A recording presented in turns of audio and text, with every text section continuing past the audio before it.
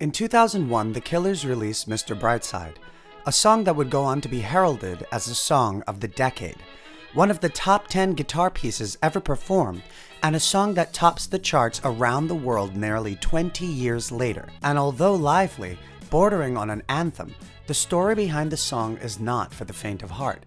That is to say, infidelity, heartbreak, and jealousy can make some seriously great music.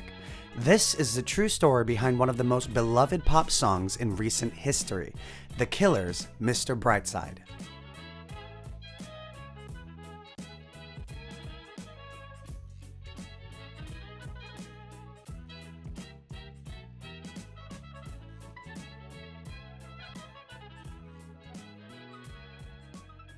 To understand what inspired the Killers to make such a jaw-dropping song, we have to go all the way to Sin City, Las Vegas, Nevada. Brandon Flowers, born and raised in Henderson, Nevada, had a bit of a wholesome upbringing despite being raised near an area that welcomed excess and other human vices.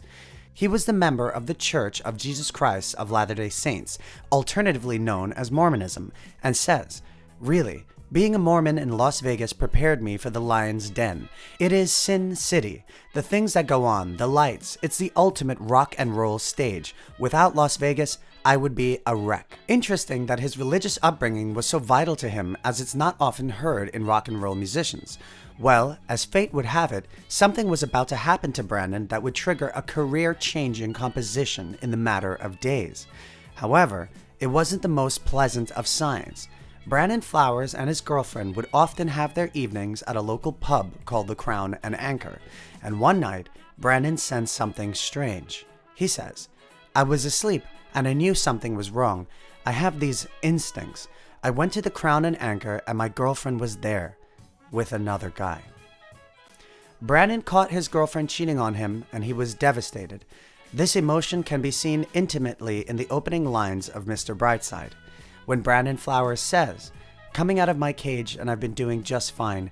Gotta be down because I want it all. It started out with a kiss. How did it end up like this? It was only a kiss. It was only a kiss. Now I'm falling asleep and she's calling a cab while he's having a smoke and she's taking a drag and now they're going to bed and my stomach is sick and it's all in my head." Remarkably tragic, these lyrics have an introspective sense to them, when even though he never did see them go off to bed or maybe even kiss, Brandon comments that it's all in his head, and either what he sees or imagines are the things that are making him sick. In a way, imagination can be worse than reality. Though these lyrics are easy to follow, keeping in mind that he's a man who just realized he's being cheated on, Brandon's lyrics for the chorus seem to be the first sign that he is an incredibly capable lyricist. He says, "Jealousy is turning saints into the sea, to swim with sick lullabies," possibly meaning to turn good men towards the void, to be surrounded by horrible thoughts as they try to sleep and escape.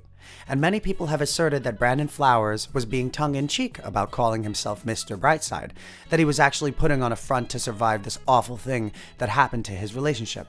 But going off his religious tenets, his self-proclaimed sensitivity, and possibly his faith in a higher power to make things better since that's what he says he believes, then I think when he says, "Open up my eager eyes, 'cause I'm Mr. Brightside," means exactly what it sounds like. He's hurt and heartbroken, but destiny is calling him, and he's eager to look on the bright side. Well, he was right. Little did his ex-girlfriend know, she would be giving him the fodder for one of the most celebrated rock and roll anthems in the last 20 years, and the music even came in an unexpected way. Brandon says the Killers guitarist Dave Kuning gave him a cassette tape full of ideas, and one of the tracks had the iconic Mr. Brightside riff on it. He says, "I was able to slap a chorus and some lyrics on it, and I knew I liked it. But it wasn't until we first tried it out with a drummer that I knew it was special. We went to the guy's house and showed him the song, and I got the goosebumps after that." So they had their hit, right? Not quite. The Killers first performed Mr. Brightside at an open mic at Las Vegas Cafe Roma, and Brandon says about the performance and reception, quote, "It was terrible, awful. But they didn't give up. They knew the song was destined for greatness, so they recorded a demo and handed it out at shows for free.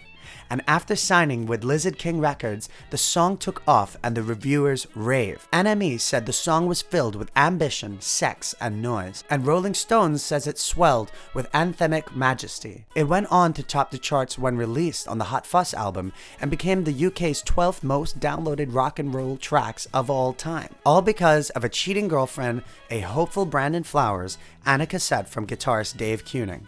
So, who is Mr. Brightside? I'll let this quote from Brandon Flowers answer that. He says, "Lyrically, it's about an old girlfriend of mine. All the emotions in the song are real. When I was writing the lyrics, my wounds from it were still fresh. I am Mr. Brightside."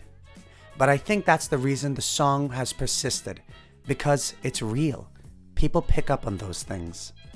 A song about heartbreak and trying to see the bright side ended up being a song that no one cared about at an open mic in Las Vegas to becoming one of the greatest rock and roll anthems ever. All because Brandon Flowers and the Killers had a little faith. If you enjoy these videos and want to support the channel, please consider becoming a patron. My videos will always be free, and this is a great way to help me make them better for you. Check out my debut album, The HollyHobs, on Spotify and Apple Music, and click the like button, subscribe, and notification bell because that is the best way to get notified when a new video is released. See you next time.